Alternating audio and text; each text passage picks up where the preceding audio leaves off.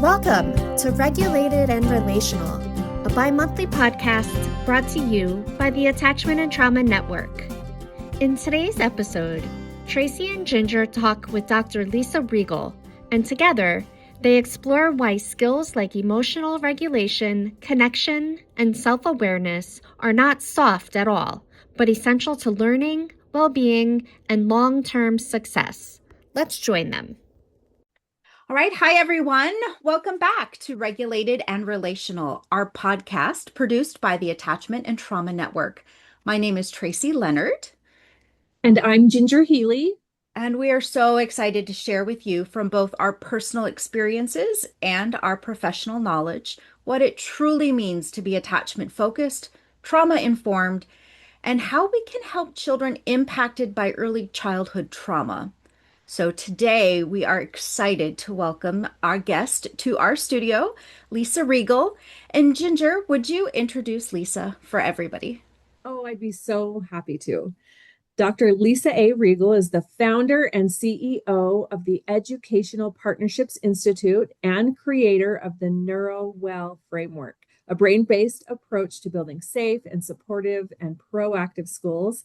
An educator, strategist, and researcher, Dr. Riegel helps leaders move beyond compliance-driven models to create cultures where engagement and well-being are built into the system. Through her NeuroWell teachings and her book that we are so excited to dive into, and of course we'll attach this to the show notes, and her 8C commitment frameworks, she bridges neuroscience and leadership strategy, empowering organizations to rethink how people think, connect, and perform. Her work focuses on aligning systems, mindsets, and leadership to drive meaningful, sustainable change. Oh boy, do we need that. We are so excited to have you here, Dr. Lisa. Welcome. Thank you. Thank you for having me. Let's start off by wow, this is amazing what experience and knowledge that you bring. How did you get here? Where did you come from and all of that good stuff that led you here today? Yeah, so I started as a teacher. I was a teacher for 9 years at a high school. And I worked mostly with at-risk kids. That was kind of where my heart was. And so what I learned that being an effective teacher was really about understanding those kids. And I just loved teaching them. Then I had an opportunity to be an administrator at a career center. So I did that for a couple years. And that was interesting because I was in charge of the community partnerships and kind of working with economic developers. And it gave me a chance to kind of see a larger purpose to schools of how we're situated in a society as a workforce development kind of vehicle. And then I had the opportunity to study leadership for my doctoral work at Ohio State. And when I went, so my degree is in policy and leadership, but I was really interested in the people and sort of the human system. And we don't do a very good job preparing leaders or teachers for the human side of things. And so then I started doing consulting, and I've worked with schools around Ohio and throughout the country over the past 15 or so years of really helping them set implementation strategy. Like, what do we actually want to accomplish? How do we move the system away from I teach content back to I teach kids? Oh, Getting that human factor centered. And just like with leaders as well, how do you move from I have to lead this initiative to I have to lead my people, my team? Because I think that is a missing element in school reform. And it's part of the reason why we just have the churn of one more initiative after another that doesn't ever really get that transformation to stick. And so then I started getting into the brain science, realizing that real change starts in the brain. And so I had studied social sciences like motivation and engagement and adult learning theory and all of those things. But I started thinking, the biology of the brain has a lot to do with this too. And as education moved into the science of reading and actually aligning how we teach it with how our brain learns it, which seems like it should have been done a long time ago, I feel like we can do the same thing with behavior. And so behavior is the intersection of biology and context. So if we understand that biology, we reframe what we see in people's behavior and adults and kids. And then ultimately we have control over our context. And so the book that you have, NeuroWell, is really about proposing a type of context that will promote better happiness, health, and success for staff and students by taking a brain-based approach. Mm. That's great. Now, one of the things you mentioned there too, it ties in. We've titled this podcast "The Hard Truth About Soft Skills," and you kind of alluded to that just a minute ago. Tell us more about those soft skills. Like, why is that so important in the classroom, and how do teachers do that? Sure. So soft skills really are the non-academic skills. So these are your executive function skills, emotional regulation skills, our ability to work in teams, abstract thinking skills, those kinds of things. And I think that they are more important than they've ever been because right now the biggest large problem that I see in education is that we don't have a clear purpose. And if you don't have a clear purpose, you don't know how to get there. And, at one point in time, content transmission was the purpose. Mm. And so the teacher knew everything and shared that content, and then the students gave evidence that they had received the content. The problem is that we don't need to do that anymore because content's available to everybody all the time. And with AI, the transmission of content is no longer really something that schools hold as their domain. The problem is we still measure our success on content transmission. Mhm. So then we started moving to, okay, let's do career readiness. So we're going to build pathways and credentials and all of these things. Well, now AI is here and it's very disruptive. And I read somewhere that 60% of the jobs, not new jobs, all jobs, 60% of them do not exist right now within the next 10 years. So in Oh, 10 years, more than half of the job market will be jobs that we currently don't have. And so when we start thinking about that purpose to build these concrete pathways and educational pathways, all of that is just being blown up. And so kids are starting to recognize that schools are still about these old purposes and they're disengaging. It's not relevant to them. So I think as educators, we need to start to move to the question of what are the skills that students need in a post AI world. And when you look at what those skills are, they're all your soft skills or essential skills, life skills, durable skills. Everybody calls them different things. Mhm. But it's basically, can you think? Are you emotionally sound? mm, Do you have empathy? Can you socially engage? And those are going to be the skills because we've got to find a way to have humans fill the gap between what AI is going to be doing in our workforce and what humans need to do. And right now, I don't see strategic, concerted efforts. There's no scope and sequence to how to teach these things. And so kids are ending up really unprepared to fill that gap in their future. and so talk to us about what to do because I think some teachers will listen to this and go, yeah, I agree, but me as a classroom teacher, what can I do? I think, obviously it's got to come from leadership, it's got to come funding, all of those things. How do we get buy-in? Where can we even begin to start this transition, this change? Right. So I've worked with a few schools lately where we've talked about let's make a list of the skills that we believe students need to be successful in a post AI world. And they talk about creative thinking and communication and different things like that. And then we kind of put them into buckets that are sort of like these are all sort of mental health, emotional resilience skills. These are all thinking skills. These are, and then define them. I mean, really, that's the first. So we don't have, so I was working with a high school team. They had a 2 hour delay professional development day. And the task was define critical thinking and then start to put some descriptors like a rubric of like, what does it look like when Mm. a sixth grader is meeting expectations of what a sixth grader should be able to do with critical thinking? And in 2 hours, we couldn't come up with a definition everybody would agree to. Hmm. Hmm. I think the first thing is shared language and clear definitions of what are we even talking about. And then the next step is do we have a tool that kids can see that say this is what it looks like. This is what I hear and see when you're doing this skill. And so that kids are able to monitor themselves and also be able to know what do I have to do to get to the next level? What's expected of me? And then I think once you have that, then you can start saying, how do I adjust my routines? How do I tweak the way that I teach things? It's not a matter of replacing everything we do with something brand new. It's really, Mm. in the NeuroWell book, I talk about this isn't an initiative, it's a new set of glasses through which you see your work. And when you see your work that way, all of a sudden, some of the things you do change. Mm. Yeah, that feels more doable or less overwhelming, I think. Mhm.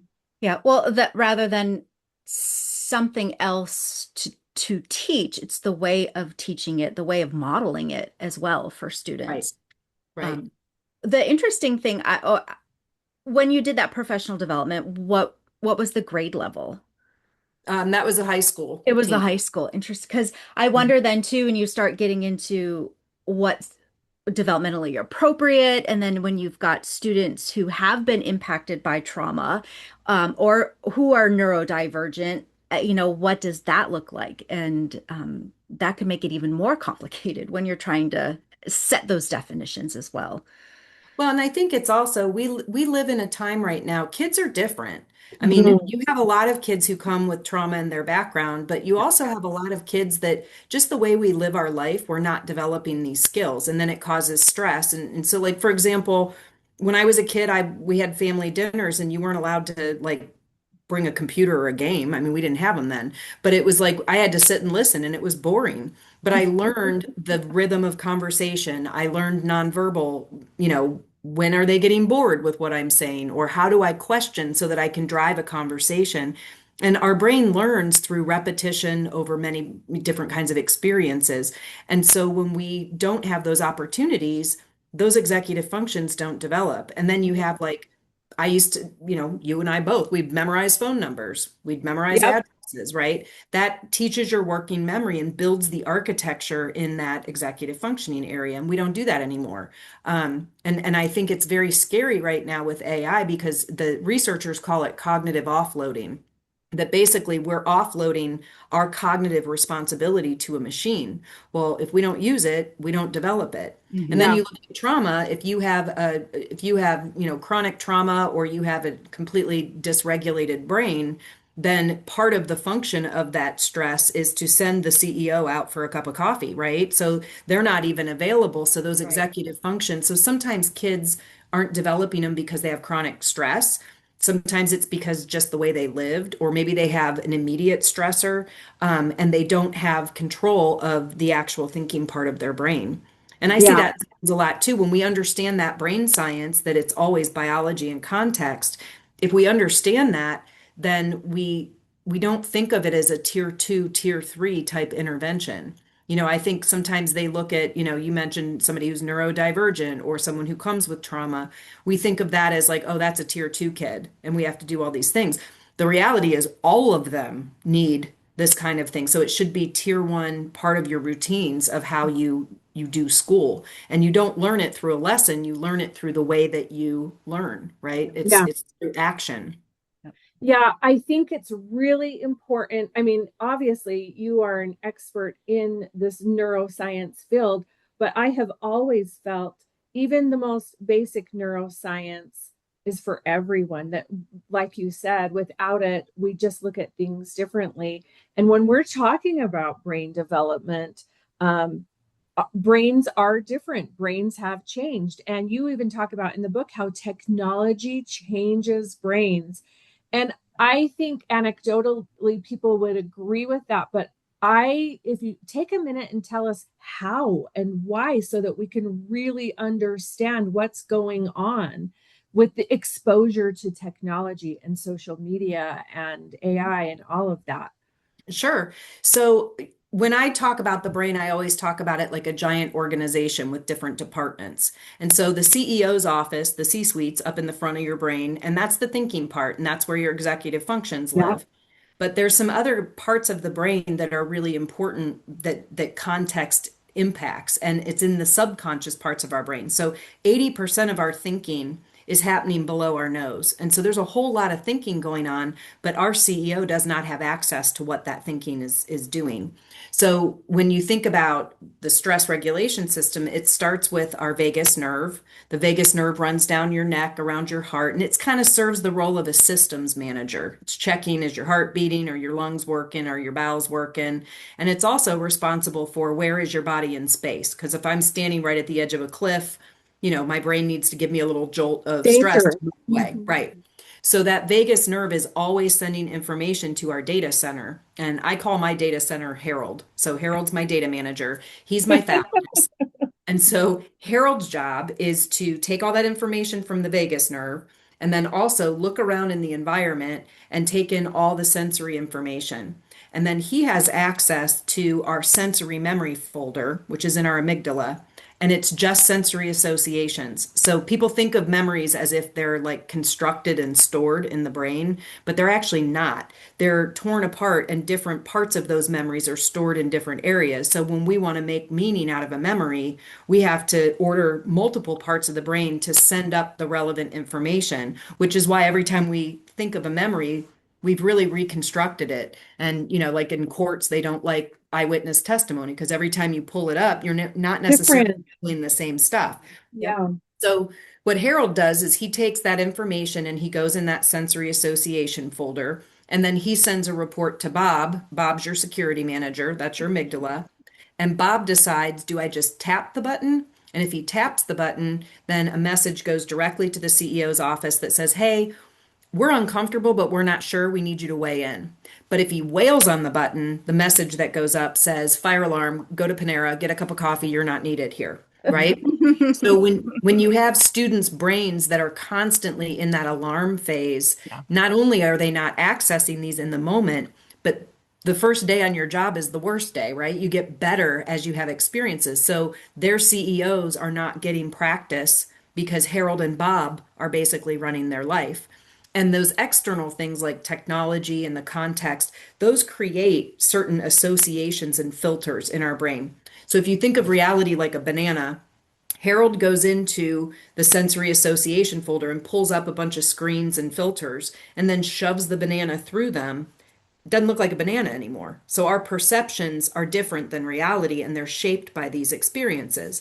When I grew up, I watched Happy Days and Little House on the Prairie and media that said people are generally good, the world is generally predictable, people will love you even when you make a mistake. And those kinds of messages became a filter. It became how I view the world. So if I'm in a situation with people I don't know, my bias is they're probably nice and they're probably here to be helpful.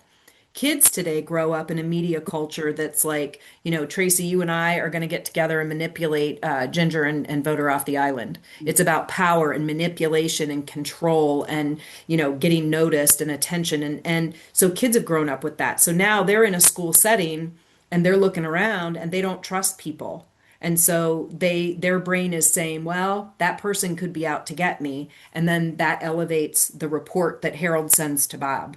And then you look at technology, not only has it impacted our brain as far as that cognitive offloading piece, but the other thing people don't think about is like social media, the risk reward ratio for action is very different on social media than it is in real life. So if I'm on social media and I want some attention, I want rewards, I can change my profile picture to a flag or a cancer ribbon or something like that, and I can get 4,000 hits of dopamine. And we have become a society that is addicted to dopamine, right? Yes. And so if I'm in a real space and say, Ginger, you're being really, really mean to Tracy, and I step in and say, hey, that's mean, that's a high risk. And at most, I get one dopamine hit. And so kids, the altruism and the willingness to step in to be engaged in real spaces is lower because the risk reward ratio is a lot lower. Interesting. Yeah. And then the other problem that I see that I'm super troubled by is that we live in a society that likes to be sick. If you watch TV, everybody's got a skin rash or erectile dysfunction or diabetes or, mental health, depression issues, all of this. It's always you're diseased, here's a pill, call your doctor. And the problem is that that becomes part of our identity. And I am amazed at how many students I meet who tell me their diagnoses within the first 5 minutes. I have social anxiety. I have bipolar. I have this. I have that. And if they look at themselves, so now they're looking through a world, they're looking at the outside stuff. And Harold is pulling filters that say people are out to get you, that this isn't, this is scary, just disengage. These aren't your people. And by the way, you're sick and you're not thinking well, or you don't have any self-control. that clouds everything that we see and how we respond and how our brain responds to situations. So we end up with kids who have huge reactions in environments where it's not really appropriate, but it's their brain's reaction. Right. Yeah. Yeah. Excellent. We're going to stop for just a quick minute. Thank you, Dr. Riegel, and take a break and do some promotion of some upcoming events.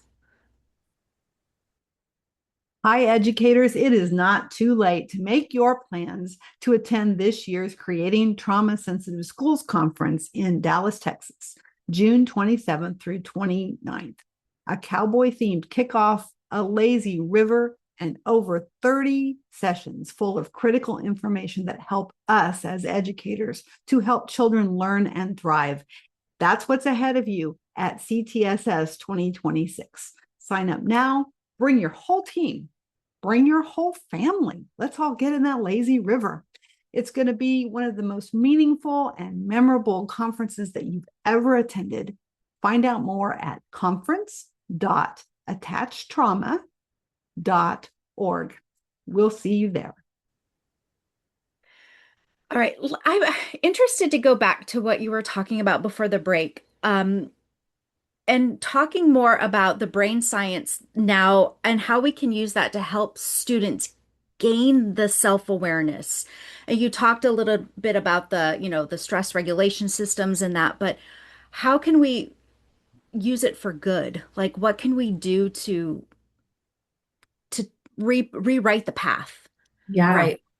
So one thing I really promote is teach the kids about Harold and Bob. Teach them that Yeah. that's how it works. And then if you've had that conversation with kids, then if you're having a really bad day, I can be like, Ginger, what is Bob telling you? Because Bob seems like he's out of control. How can I help you calm Bob down? So it positions the student as the executive of their brain dealing with an errant employee, right? Versus what's wrong with you? I was just going to say that feels so much less shaming Yes. than, Yes, what are you thinking? What are you doing? Why are you doing that?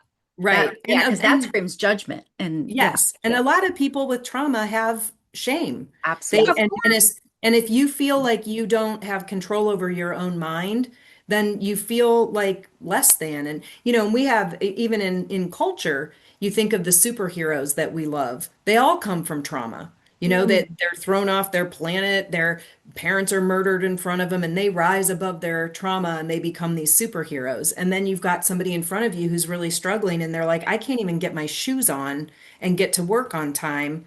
And I'm even more of a loser, right? So using the brain departments, and then, I could say, like, what is Harold telling you about what's going on right now? Is there another way that we could look at this? How can I help you? So you're a help instead of an authority figure or a judgy figure. So that's one thing.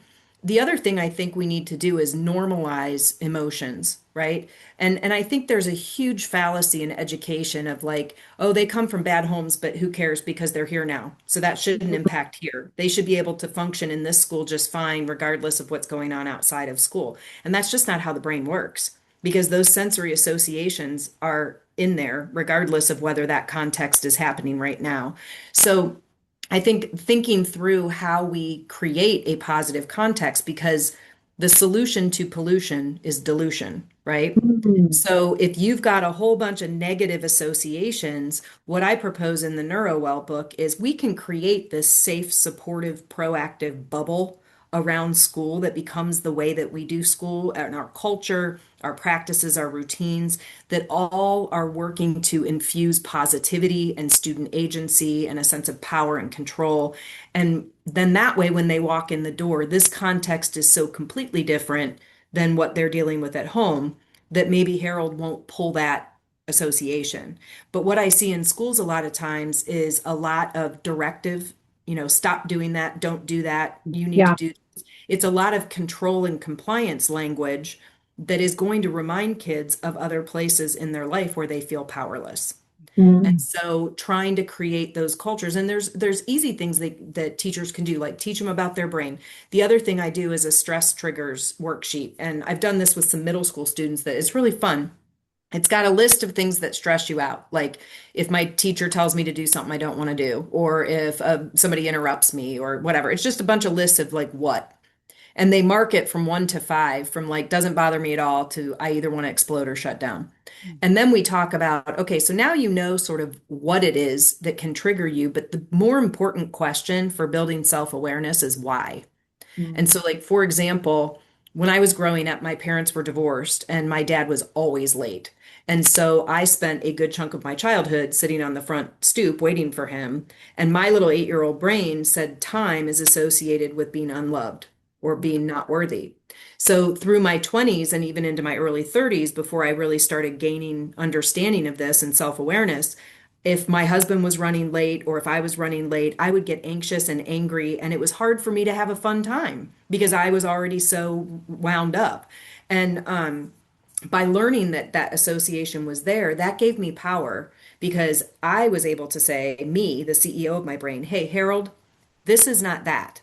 Do not make that association. So we can actually control those associations in our brain, and Harold won't pull that. So now I don't like to be late, but it doesn't make me anxious and angry like it once did. Right. Yeah, that is so insightful. And I think a lot of us can relate to that, whether it be being late or something else that's like, my reaction to this, where is this coming from? But again, the way you're posing it is taking the shame out of it. It's like, what is happening inside my brain, biologically, neurologically, that is causing this?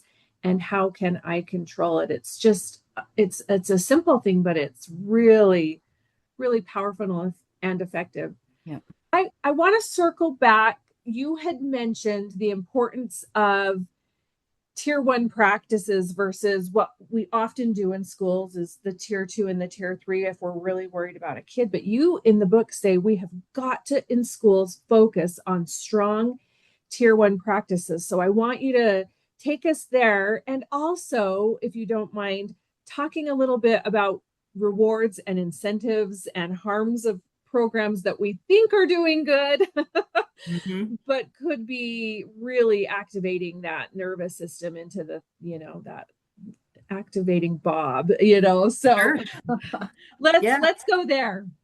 So I'll start with an academic tier 1 intervention that Yeah. that is good for all, and then I'll do one that's behavior. So the academic one, what I promote for teachers, and it's so easy to do, this is not a heavy lift, is break your class into learning sprints and brain breaks as a routine. And, it's kind of like if we went to the gym and got on the treadmill and said, we're going to run for a half an hour, and we're running, we're trying, we start to wear down and we're like, we've got to be close. And we look down, it's like 6 minutes has gone by. And I'm like, I'm never going to make it. School is a never ending treadmill for a kid's brain. So, excuse me. So breaking the learning into sprints. So you might say, okay, during this class period, we're going to do 4 learning sprints. The first one's 10 minutes long. Here's what we're going to do. I'm going to talk, you need to listen, and then I'm going to give you time to work independently or with a partner or whatever. So you go through the expectations. And then you put a timer up on the board. And this is really important that the timer is visible to the students because now maybe I'm working independently on some math problems and I'm starting to lose steam. I look up and I'm like, oh, I only have a minute and a half left. I can do this. And then I finish. And then no matter where you are, if I'm talking and the learning session, the sprint ends, I say, okay, we'll come back to this after the break. You don't borrow from their break. They're not, because you don't want them borrowing break time during the learning sprint, right? So then you take a brain break, and then during that brain break, you can start to do the solution to pollution, right? So maybe turn to your partner and tell them 2 good things that happened today. Or what's one thing you love about yourself? Or what's one thing people don't know about you? Talk to each other. Or sometimes it's just unstructured. You guys can talk, draw, whatever. Just give that brain a minute. And what's important about that is that it not only respects the fact that we know our attention span is not an 8-hour attention span and it's not realistic. The bell to bell instruction thing is dumb. It doesn't align with brain science at all. Our brains need a break. And it also teaches kids how long is 10 minutes? And what can I accomplish in 10 minutes if I put my mind to it? That's an executive function, being able to prioritize and plan and chunk. And so that's when I start talking about this isn't another initiative. This is in order to learn these executive functions, we have to practice them and they Right. need to be part of our routine. So that's one thing that you can do with academics. And it's been amazing. I've got probably at this point this spring, I have about 50 teachers that I've gone back and forth with who have tried it. And 50 out of 50 are like, this is insane. It works so well. And the kids are getting through stuff faster. There's less fighting going on. There's less trying to compete for their attention, and they're learning how to do that attention transition. And like you said, not a heavy lift. It No, doesn't simple. add one more thing. It's like, let's just structure it differently. Build it. Yeah. Yep. And all Yeah. you have to do is get a timer. And the thing is, once you start doing it, then as the teacher, you'll start refining it. You'll be like, okay, I know vocabulary actually doesn't take me 10 minutes. It only takes me 5. So I'm going to do a 5-minute learning sprint with a quick break. And then I know this section takes a little longer. So you can vary the amounts of time, but recognize once you hit past about 10 to 12 minutes, people are going to start peeling off Yeah. attention. So they're going to miss stuff. So that means you need to be prepared to repeat yourself, to redo directions, so trying to align it with the attention span makes big difference. And it's also that one of the things I've heard teachers say is, well, they have to take these tests and they have to be able to focus. And I'm like, okay, number one, that's not why we're in business, but you're right, they do. So here's what I would say is that you are teaching them when they start to fade, they can look up at the wall, take a couple deep breaths, and then refocus. So you're teaching them to chunk their time. Because Oh, if you good. watch kids take tests, they don't focus the whole time. They have times where they just lean back and breathe so it's teaching them that. So that's the academic piece, super easy to do. The behavioral piece, one of the things that I see that does not work is the behavior plan. And the behavior plan, in order to change behavior and to make it automatic, there's actually 7 conditions that need to happen. So if you think of like the 3 of us, say we go to happy hour 3 times a week to a Mexican restaurant, and we're drinking sugary margaritas and eating 2 bags of chips, and we decide we're going to get healthy. And I say, okay, we're going to change our habit. We're going to go to Golden Corral instead. You'd be like, right? That's not a good substitute behavior. We assume that kids know what they should be doing and are choosing not to do it, but they don't always know where to go instead, right? So say we come to terms, we're like, okay, we're going to the vegetable restaurant. So that's the first step. The second step is we have to have the self-awareness when our car is on autopilot and we're on our way to the Mexican place to say, wait a minute, I had a goal. I want to go there and I'm going to make that choice. The third thing is we have to be willing to be uncomfortable. We're going to have to put food in our mouth that we have never eaten before, and that's uncomfortable, right? Kids are going to have to try things that they've never done before, and it's uncomfortable. We need energy to persist. We're going to have a day where we're super tired and it's like, ugh, I don't want to food prep. I'm just going to run through the drive-through instead. Well, how do we get energy? Through positivity and those dopamine hits. So when you think of a behavior plan, what we want to do instead of identifying the behaviors we don't want to see, like I don't want to see you out of your chair. I want you, I don't want to see you doing impulsive work or you're not speaking out in class, but we're not giving them an observable replacement behavior. And so then what happens is, say a kid has 3 explosions in a day, and we say, that was a terrible day, versus the other day where they only had 1, but maybe they stopped themselves from 90 explosions. That's actually a great day, right? So figuring out that replacement behavior, giving kids some self-awareness techniques so they know, like, when I need attention, I have a different way of getting it versus, doing something that gets me negative attention. And then giving that positivity, letting kids self-assess periodically through the day so that they can brag on themselves and say, hey, I did this really well. Or if you have something visible, like I always use, if kids are really impulsive, I say, do stop and think. So tell the kid, if you're sitting down, that's a state of being. If you stand up, you've changed it. So before you change it, stop and think. And you can train the whole class on this. But now if I see a kid and I see him do this, I can walk over and be like, what'd you just stop yourself from doing? And he'd be like, I was going to throw that chair. And I'm like, but you didn't. And we high five, right? So you're giving that dopamine positivity right in the moment. The next thing you have to have is you have to have persistence. It takes time to build. And, we are trying to undo mental habits that might be 12, 15, 17 years old. And it's not going to happen in 2 weeks. And then the next thing we have to do is have the tenacity to forgive ourselves. The 3 of us are going to end up at that Mexican place again. And we're going to be like, oh man, we fell off the wagon, right? But we have 2 choices. The first choice is we say, That was fun, but we got to get back on the horse because that's the healthier choice for us, even though this feels more comfortable and familiar, right? Or we can say, we were never meant to be healthy. So I'll see you here on Thursday. And that's what kids do because they don't have the positive reinforcement and it becomes their identity. I'm a bad kid. And so when they fall back to those comfortable habits, it's just confirmation that they were never meant to change. And then the last condition is support.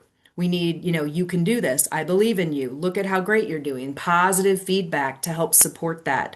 I don't see that going on in most schools when we're trying to help kids change habits. We're basically just doing comply with the rules, and we're going to do a tattletale sheet to see how bad you were today, and then we're going to send you home to your parents. Yeah. So by leveraging the brain science, you start to see how we can actually build these skills in kids because I look at behavior as a skill deficit. Now, sometimes the CEO was 100% in charge of that stupid decision that I just made, and I need a consequence, right? It's not an excuse.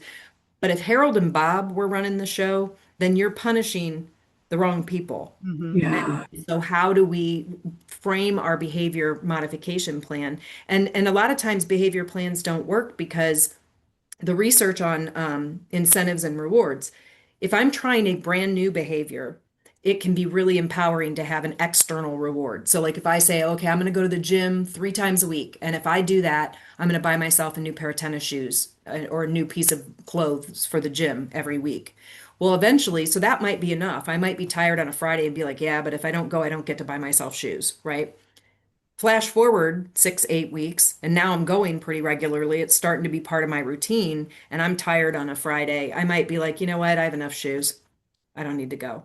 So demotivating the behavior once it becomes part of our skill set. So when we think about skills for kids, we want to help them build the skill and reward, reward, reward when we see it. But once we start to see practice, we shift to tell them you appreciate them, give them the positive language, start to build that internal locus of reward as opposed to I'm gonna, hit this lever and get a candy bar. Right. Yeah. Good stuff. Um, let's stay on those lines too. We're talking, tier one, tier two, tier three. I was a school principal. I was a teacher. I get it, in interventions.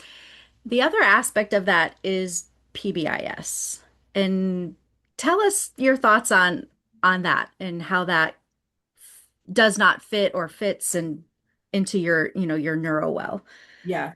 I think PBIS was built with the best intentions and it was built in brain science, but because educators don't have an understanding of the brain science, it's been implemented in a way that is more about coercion.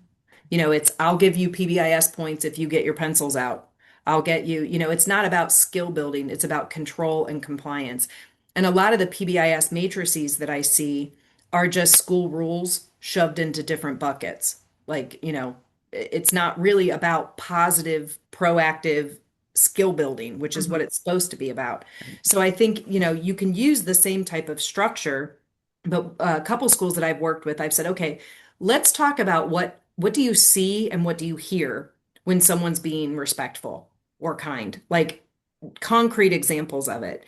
And then being able to say, okay, everybody's not good at everything. So you pick one skill that you want to work on in the next 3 weeks and then group the kids together. So maybe they're all working on, like maybe some of them struggle to let you finish your sentence until they interrupt you, or other kids, struggle to focus or whatever. You kind of bunch them together. And then you say, okay, you're just going to work on the one thing because we can't boil the ocean. If a kid comes with no skills at all, and now we're like, Right. now you need to do 15 different things, like teachers freak out when we do that, but we do it to kids. So having that focused area every day, giving the kid a chance to do some self-assessment, have peer assessment if you catch somebody else being good. So you're infusing that dopamine system. Everywhere you go, you're getting positive reinforcement for your efforts. You can toot your own horn, your friend can toot your horn. I can remark when I see that happening. And then maybe once every 2 weeks or once a week, have the kids get together and be like, how are you doing with your goal? And what are you doing? So like I did this at a high school, and the one student was an organizational nightmare and he always forgot stuff at home. And so they were sitting in a group. These were all the kids that had organization things they were working on. And he said, "Well, I found a really great way to do this." He's like, "I take a sticky note and I put it on the steering wheel of my car because I used to do it on the mirror, but then I would forget about it by the time I got to my, get my keys and everything else. So if I put it in the car," and the other kid's like, "That's genius. I could totally do that." So now they're Mm, learning tactics from each other, and again, it's normalizing that people don't have all these skills and it doesn't make you a bad so person. good. I feel like PBIS right now confirms the obvious with a whole lot of effort and work. Little Susie's great and little Johnny's not. And Yeah. it's a very expensive accounting system for what we already can predict. And I know I've mentioned shame like three times on this Yeah, podcast, but it's this idea that you're bad if you don't, rather than what you can control and manage right now in this moment and need help to. And I love that one of the last things that you talked about in building these skills, especially in regards to behavior plan, is support. Like, we cannot talk enough about safe relationship in the schools where kids trust their peers, trust their teachers, feel safe, want to come, and are connected to somebody who can help them. Like, we just shouldn't right, expect these students to, like you just said, be able to do it on their own. 15 things today: show respect, be kind, show up. All right. it's like And they we don't are know how. setting them. Right, No, right. no. And we So assume they're making those choices. And that's one other thing I will say about PBIS is PBIS should not be aligned with discipline. mm, PBIS should not be part of your discipline. It should be about proactive teaching kids pro-social skills. Discipline is when you screw up and you go and you have a consequence or you process through why you messed up. And sometimes that discipline can lead back to PBIS, like you're having emotional regulation issues. So let's set a goal for you to work on that skill over the next few weeks. And then we get positive, positive, positive. And, sometimes there's a consequence for stuff we do. But right now I just see PBIS like, well, you didn't behave, so you're not going to the pizza party. And it's like, okay, so now you've just added another negative folder for Harold to yeah, sort Mhm. every time he yeah, sees you. yeah, yeah. And a way for other kids to see that you're not at the party, and You're the bad kid. therefore, Yep. yeah, yeah. Oh gosh, this is such a good conversation. As we start to wrap up here, because time always goes too fast, what else haven't we talked about that you want to talk about, and that's, you're just lighting your fire. You're so you're just inspiring me here. And I just want to make sure we cover everything that you really want to make sure gets covered. Yeah, I mean, I think for the teacher side of things with NeuroWell is the idea that this is not one more thing on your plate. This is truly a lens through which you can be smarter and more efficient. And when you understand the biology and context equation and you control that, you're happier and healthier and more successful. And therefore, so are your students. And then the second thing I would say is for school leaders who might be listening, this falls on you to establish a culture where teachers are safe, supportive, and proactive. And so I have a book called Aspirations to Operations. The NeuroWell book is kind of like, what do we want to see in schools? What kind of culture and skill building? And then the Aspirations to Operations is a framework for leaders on how do you make that happen, understanding that the people that you're leading have brains too. So how do we apply the brain science for the adults in that part of the human system?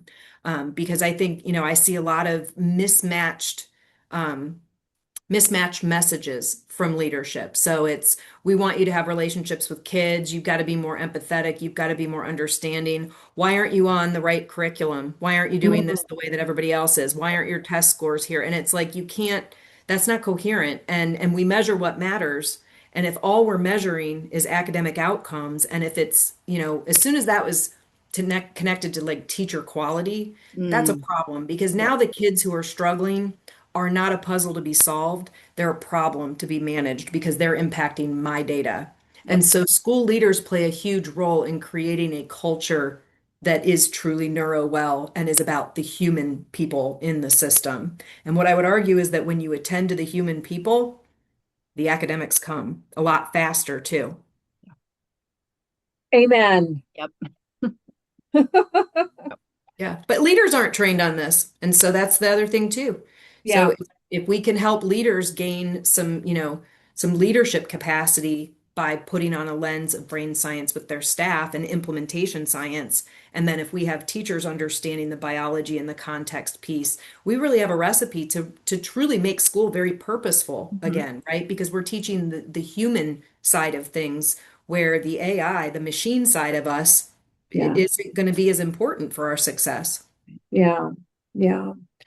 So if educators and leaders and whoever is listening to this and thinking, I want to hear more, I want to learn more, how do we get a hold of you, and how can others reach out to you? Sure. I'm on LinkedIn, so you can always link with me on LinkedIn.